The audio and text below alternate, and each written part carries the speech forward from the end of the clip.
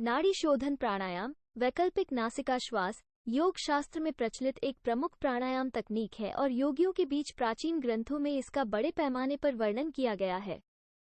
इस तकनीक का वर्णन वेदों, उपनिषदों, प्राणायाम उपनिषद और योग सूत्र में मिलता है।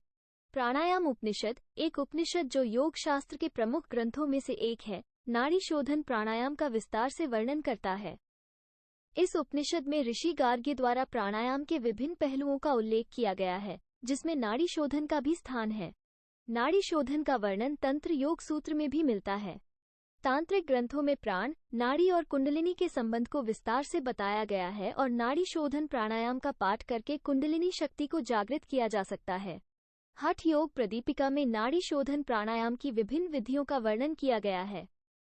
ऐसा कहा जाता है कि नाड़ी शोधन प्राणायाम का अभ्यास करने से योगी को मानसिक शांति, शरीर की शुद्धि और जीवन शक्ति के संतुलन का अनुभव होता है। नाड़ी शोधन प्राणायाम का उल्लेख पतंजलि के योग सूत्र में भी किया गया है। सूत्र 2.49 में प्राणायाम के माध्यम से प्राण की संचरण क्षमता का वर्णन किया गया है। मानसिक शांति ये प्राणायाम मानसिक स्थिति को स्थिर करने और चिंता को कम करने में सहायक है।